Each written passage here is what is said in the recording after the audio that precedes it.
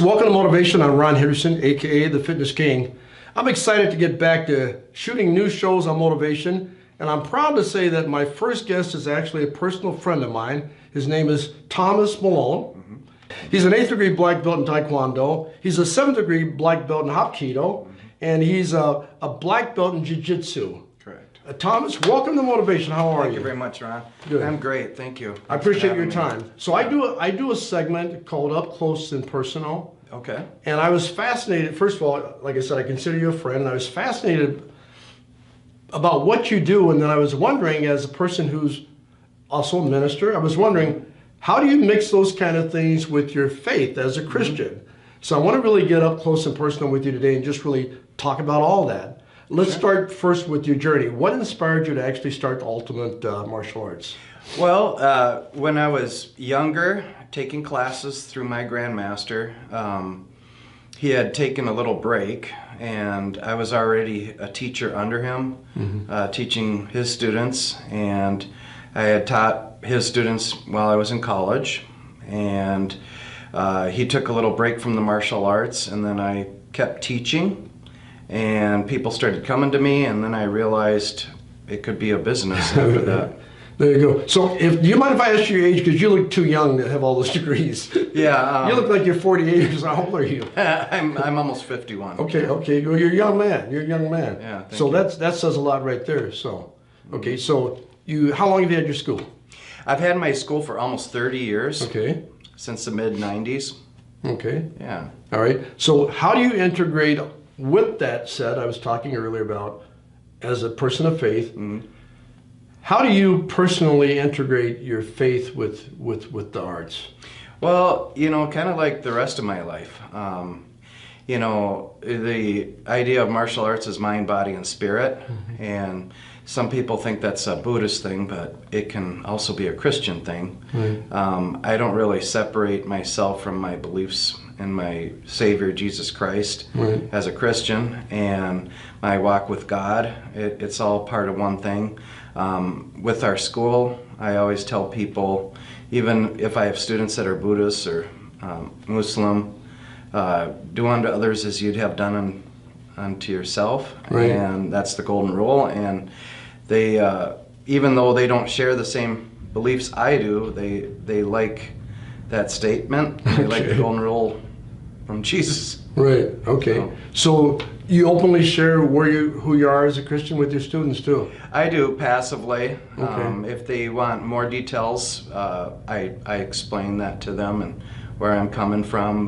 But I always kind of invite them to know a little bit who I am first. Right. It's more of a relational thing. Yeah.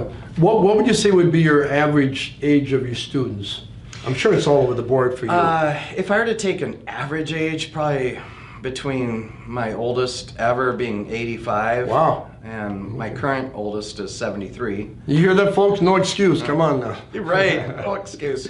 I think this guy might be in better shape than me too. But he, I would say, I even have a preschool class that primarily my wife teaches. But I would say the average median age would be 16 to 17, if you were to take the old from the young.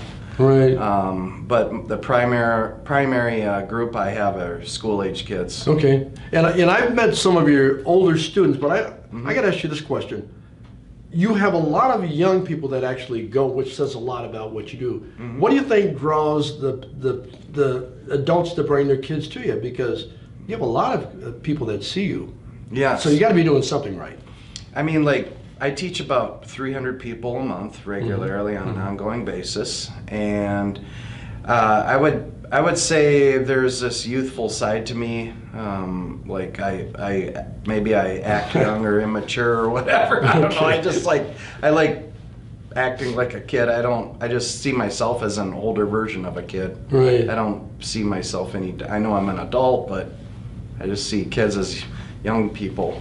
Right. I'm older, but we're all the same kind of deal. So you think that's kind of the draw when you're dealing with these young people as far as bringing them in? Yeah, I think knowing their vulnerabilities, I can easily remember how I felt when I was younger, how the anxiety of being in school, and I remember it like it was yesterday, and I think I can reach out to them and know what they're thinking and identify with them. Right. What would you say? What would you say would be if somebody was to say, Thomas, what makes your school different than other schools? What is it about your school that actually makes you? Well, our school is called Ultimate Martial Arts, and a lot of people who hear the word Ultimate Martial Arts, they might think of ultimate fighting or we're the best. But really what the word Ultimate Martial Arts means is people find the ultimate best in themselves and others, and they train to their ultimate best of what they can do as a person. Okay. So it's reaching their goals. I'm a very goal-oriented teacher. I tell the students right when they walk in, I said, if you don't have a goal, then walking in here is meaningless. But if you have a goal, it doesn't have to be a big goal. Right. It just has to be a goal that's attainable and realistic. And if you aim yourself at that trajectory of that goal, then you're getting your ultimate experience. Okay. And so that has been the whole vision of Ultimate Martial Arts since. I like that. Yeah. I like that. So if somebody walked in and they said, hey, I want to work towards a black belt. I have no experience whatsoever, but I heard you're the best. How long is it going to take them to get a black belt? Yeah, and I don't know why people get so fixated with that stuff, but they do sometimes. Well, it kind of depends. It's like going to college. There's a 4-year degree, right? Right. You have a certain amount of credits you have to take. Yeah. It depends on how much energy you put into it. Yeah. It's hard to give people averages. People try to get that out of me because I think they want to know how to amateurize how much it will cost, but more than the cost, how much energy they have to put into it. It can take anywhere from 3 to 7 years, but the average is probably 4 to 5 years. I know in other styles like Jiu-Jitsu it can take 8 years to get a black belt. Maybe 10. It took me about 8 or 9 years to get a black belt in Jiu-Jitsu. So it depends on the style. All right. So you have a young person, and maybe they're, let's say, 18, and they're thinking about maybe taking martial arts. What would be a reason that how's that stuff priced? Is it affordable for most people? I would say so. If you look at the top of the tier, gymnastics and hockey and dance are more expensive. Right. But I will say martial arts isn't cheap because there's sparring gear, there's tournaments. Right. You're not required to go to tournaments, but they're an option. Right. And then if you want to get your black belt, obviously it can cost. It won't be a ton, but it's ongoing, so you're never stopping, so it adds up.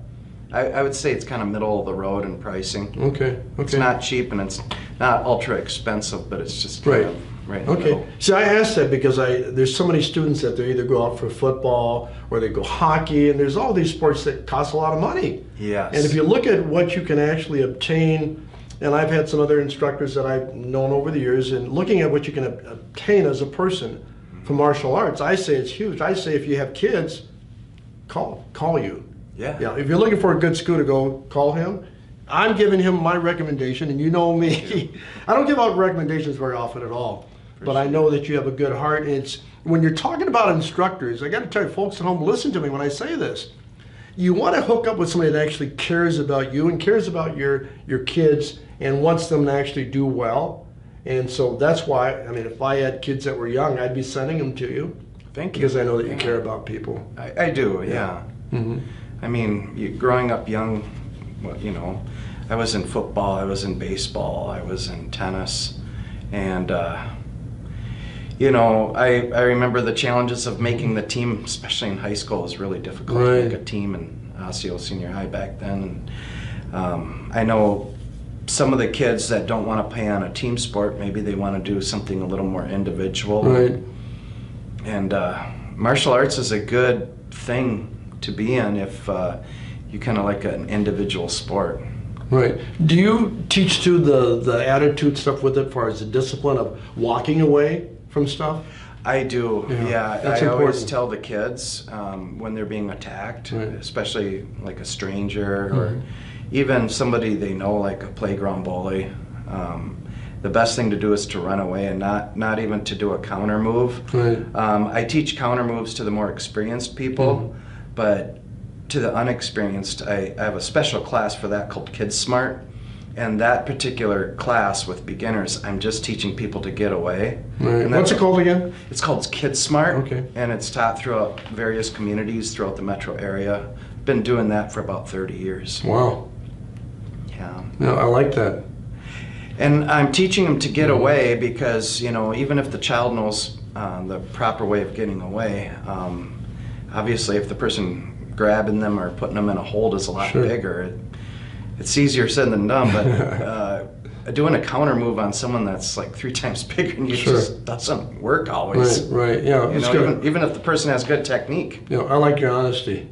Yeah. So what role does discipline have in martial arts and Christianity with you guys? Well, besides the golden rule, do unto others as you'd have done unto you, part of the student pledge of Taekwondo, for instance, and I'm sure it's similar for other arts, but it says to build a more peaceful world.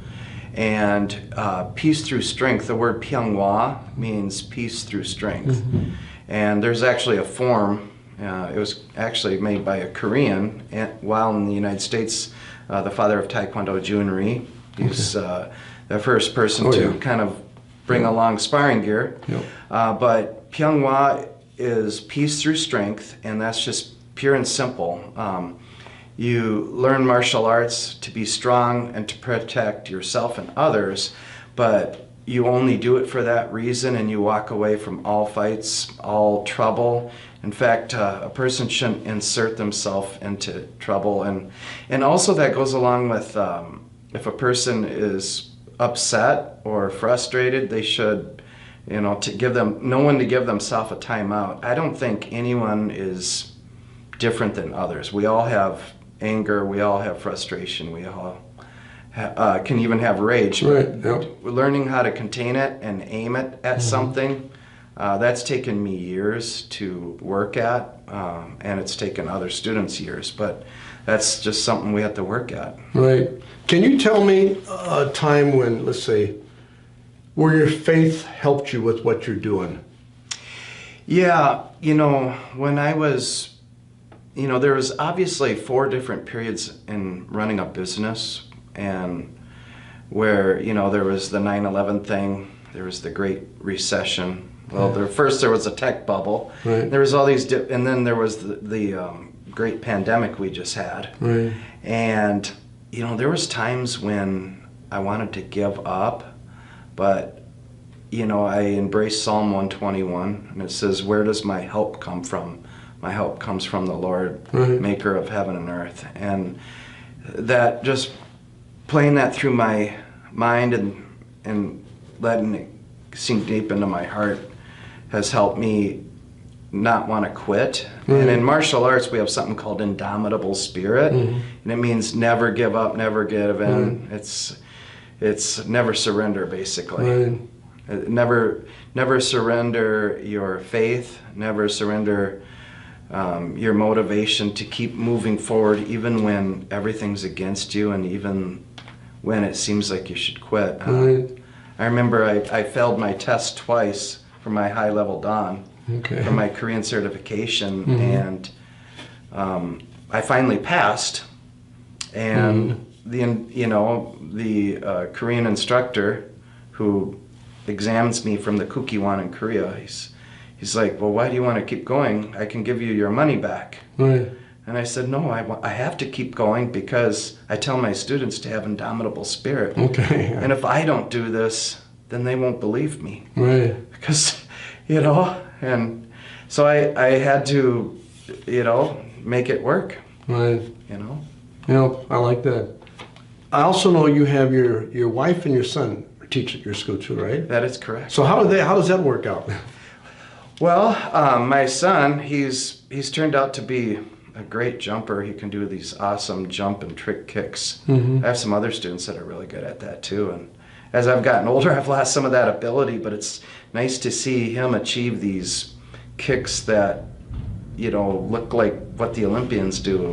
He's an instructor too, right? He is, yeah. He's a 4th degree, and he's almost 19. And then my wife, she's been teaching she's especially good with little kids, Right. and you know, she's very good at teaching all ages, but especially little kids. Right. And that's you know, having that kind of patience. Right. I mean, okay. geez. So how does that work when you're at home and laundry needs to be done and you don't want to do it? Do you guys get into a fight? Do you spar with your wife? That's a joke, folks. That's a joke. You know what? I do the laundry a lot. There was a time when I was single and I was in the military and I was used to doing my own laundry. And, Okay. my wife will say, "Tom, put the laundry in." She goes, "You know you use the towels too." Right. Well, I fight you. Put the towels in. I fight you. And I'm like, "You're right. I do use the towels too." Right. And you know, I mean, geez, I just learned to help her out when she needs help, and I help her out with gardening. And you know, my mom gardened, but I just never paid attention. Right. Yeah. I just kind of help when I have to. Oh, and yeah. I was just teasing you because the fact that your wife knows martial arts too. I thought maybe she'd say, "Yeah, come on, you're doing this." Yeah, she messes with me, and Okay. you know, she'll put moves on me, and it's Okay. like. I love it. So where do you see Ultimate Martial Arts going in the next 4 years? Well, as I get older and have been doing it, running the business for almost 30 years now, I might in the future try to start programs for senior citizens and, or middle-aged women and men who are getting older, and maybe they still want to be athletic, but they're not in their prime anymore, but they want to just move their body around well. And I know there's Tai Chi out there, but maybe opening up a program of that sort, because as I get older, I have to think about ways of reinventing myself. Sure. Where's your school located? I'm in Medina right now, and I've been there for almost 30 years. Okay, what hours do you guys have? Basically evening hours. Some classes are at 4, but most classes are 6 to 8 o'clock. Can you sign up online, or how does it work for people? People just come in. We're mostly word of mouth, and then we're also Plymouth Park and Rec. Okay, but you have a website though, right? We do. And what is that? It's it's http minnesotataekwondo.org. Okay. And people can look at the schedule, look at the address, and I just invite people to come in. I don't do online signing and sign-ups. I like people to meet me. Which is good. Yeah. First, and I just like it to be very personal. Right. When I was younger, taking classes in the 70s and 80s, I viewed the Grand Master as, you know, like the Wizard of Oz, you know, like Oz. He's in some far back room behind a curtain or something. And I don't want to be that. I want to be right in front of people. I want them to know me. I don't always get to work with everyone all the time, but I do work with them some of the time. Right. Okay. And I don't ever want them to think that I'm untouchable, that I can't be reached. Oh yeah, which is a weird thing when people get to that, or people that act that way. So, so I got to ask you, because time is getting past us, you're running past us. I know that you do some things in churches too. What is that like, and how does that happen, generally speaking? I've done things in churches and in synagogues. Basically, recently I just did something for the security team, and I just teach people to get out of holds and to do restraints that don't hurt people. Sure, and is that because of all the things going on right now, the threats towards the churches? It's a violent world we live in. Right, so more churches are bringing people like you in, I would assume, And I'm willing to work with people, and I think if you give people other options to dangerous holds and show holds that are safer for both the person being held down and the person giving them out, I think it creates that more peaceful world. I think a lot of people, if all they know are harsh self-defense, then that's what they're going to use, unfortunately. So a lot of it comes down to education and preparedness. In closing, if you were going to say one thing that you think would actually help somebody that's maybe they thought about taking martial arts but have been afraid to take it. Yeah. What could you say that's from a positive standpoint that will help that person make a decision? Maybe they'll call you. You know, I tell people that martial arts is for everybody. Some people are more flexible than others. Right. Some people are right down the middle with flexibility, kind of like me. I mean, I've had to work hard for that, so it didn't come natural. But some people are not flexible, like they can't even touch their toes. And some people are strong and bulky. Some maybe are a little heavy. Some people are light and fast, but maybe they don't pack a punch. But every part of the martial arts has something for people. I find that a person who's good at weapons is not necessarily a person who's good at doing forms. I know in Taekwondo we call them... You got about 30 seconds. Okay. Some people are better at breaking. Usually the bulky, strong, or big people are good at breaking. And some people are good at sparring, but they're not good at forms. But martial arts has a niche for everybody, for every body size, every person. Talk to the camera. Everybody. Did you hear that? Talk to the camera. Yeah, it is. Martial arts is for everybody. I mean, I tell people, no matter what background you have, no matter what sports you have, or even if you're not in a sport, you will find a niche for yourself in it.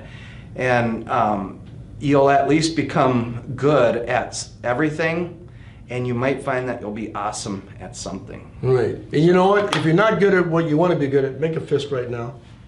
Just one, bring it towards my head. Put it an inch before my head. You may be good at just taking a punch, folks. On that note, I want to thank you for joining Motivation with my friend and martial arts expert, Thomas Malone, Ultimate Martial Arts. Located again? And 147 Hamel Road, Medina, Minnesota. All right, folks. Thank you for watching Motivation. We're going to see you next time. Stay fit, stay blessed, and learn a little martial arts that can actually help you mentally, spiritually, and physically. That's right. Thanks for coming on the show. Ron. Appreciate it, brother. I appreciate it. Thank you. All right.